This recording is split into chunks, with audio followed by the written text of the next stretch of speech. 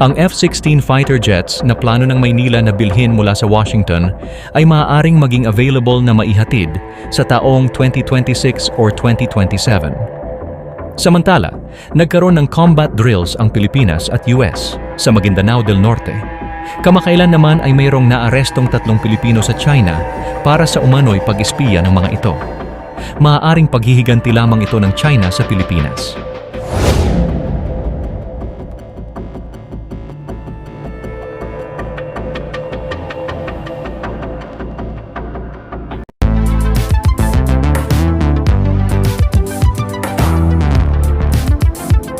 Huwag kalimutang i-like at i-share ang video na ito at mag-subscribe ka na din sa aking channel para updated ka sa mga bagong videos. Ayon pa kay Malaya, ang National Security Council ay naalarma sa mga kaso ng espiya na pinataw ng People's Republic of China laban sa 3 Pilipino na naaresto sa loob ng teritoryo ng China. Nabanggit ni Malaya na ang mga naaresto na Pilipino ay dating nakatanggap ng Hainan Government Scholarship Program na itinatag sa ilalim ng kasunduan sa pagitan ng mga lalawigan ng Hainan at Palawan. Ang programa ay nagbigay ng mga scholarship sa 50 residente ng Palawan sa Hainan National University. Pahayag pa ni Malaya na sa isang bahagi ng pahayag ng isa sa mga Pilipino kung saan habang nagpapahayag ito ng panghihinayang, kapansin-pansin din na inilalarawan ang China sa isang positibong aspeto.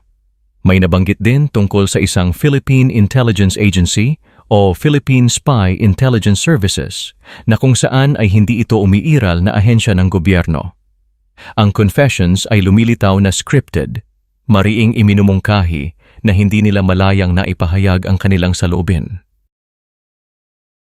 Sa pagbigay ng limitadong impormasyon ng media ng China, ang mga pag-aresto ay makikita bilang isang paghihiganti para sa serye ng mga lehitimong pag-aresto sa mga Chinese agents at mga kasabwat na pinatupad ng batas sa Pilipinas at counterintelligence agencies sa mga nakaraang buwan.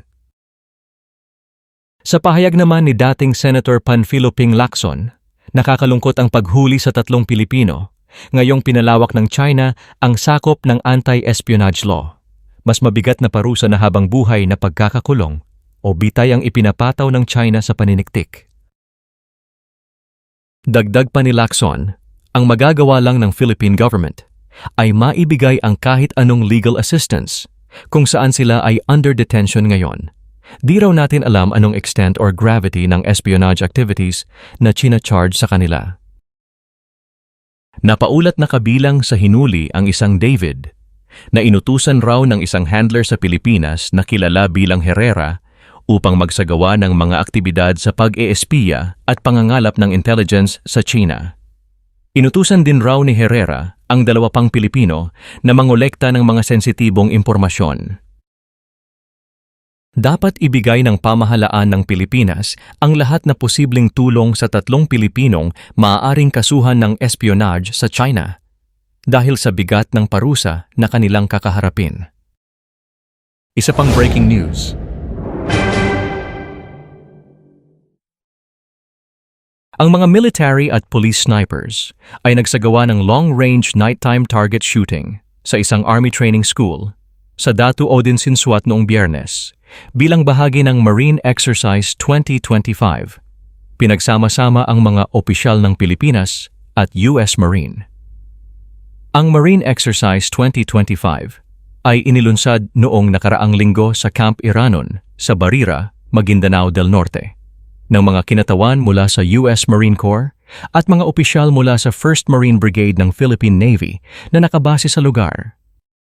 Ang lokal na pamahalaan ng Datu Blasinsuat, Maguindanao del Norte, na kilala bilang fishing capital at pinakamapayapang bayan sa lalawigan, ay naghahanda na upang mag-host sa April 9 ng Philippine and US Marine Joint Amphibious Assault Exercise sa Barangay Pura. Ang amphibious combat drill sa Datu Blasinsuat sa April 9 ay mamarkahan ang culmination ng Marine Exercise 2025. Ang ikatlong breaking news.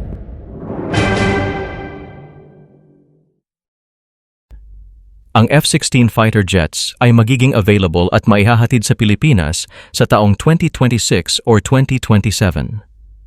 Ito ay ayon sa pahayag ni Philippine Ambassador to the United States, Jose Manuel Romualdez. Pahayag pa ni Romualdez, ang mga kaibigan raw niya sa Amerika ay pinag-aralan na ang F-16 ay talagang tama para sa ating Air Force. Kung gaano raw ito katagal na maaaring manatili sa himpapawid at maprotektahan ang ating mga baybayin. Ito ay mga bago. Ang block na ito ay inaalok na ng US sa mahabang panahon.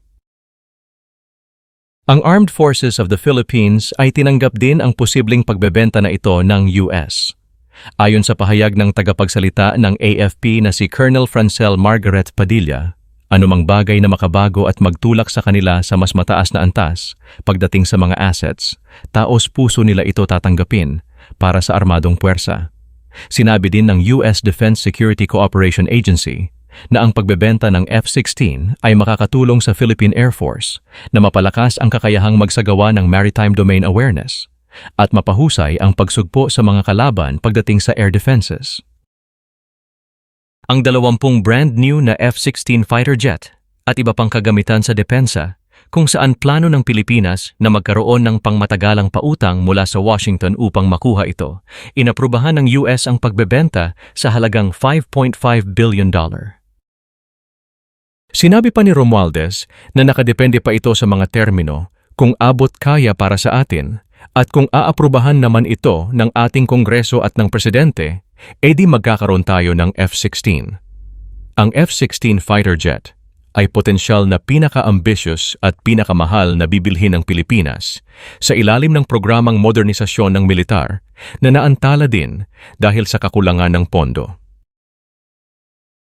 Samantala, ang Armed Forces of the Philippines ay nagsabi na ang Pilipinas ay nakatakdang makakuha ng mas maraming mga missile system, fighter jets at mga barkong pandigma sa gitna ng plano nitong bumuo ng isang mas maaasahang puwersa ng pangdepensa.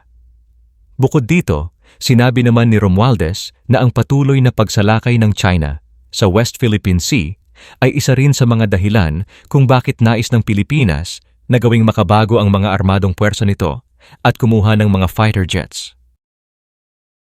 Samantala, pahayag ng National Security Council na ang nakaplanong pagkuha ng mga fighter jets ay hindi inilaan para sa anumang bansa, ngunit bahagi ng modernization program ng militar ng Pilipinas. Sinabi rin ng Executive Secretary na si Lucas Bersamin na ang mga fighter jets ay hindi para sa isang tiyak na target o estado. Dagdag pa ng AFP na ang mga pagsisikap sa modernization ay magpapahintulot sa Pilipinas na harapin ang mga umuusbong na banta at pangalagaan ang maritime at aerial domain ng bansa sa pamamagitan ng pagbuo ng mga madiskarteng kakayahan.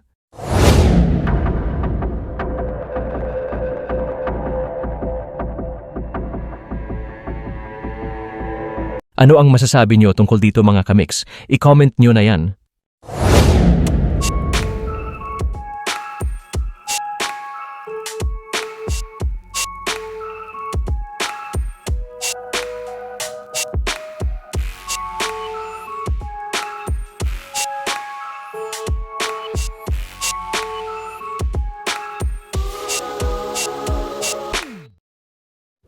Salamat sa panunood mga kamix. Ako ay mag-iiwan sa inyo ng katagang alamin natin ngayon, wag nang ipagpabukas. Kung ayaw mong batukan kita. Biro lamang. Ingat mga kamix, sa susunod na video na ulit.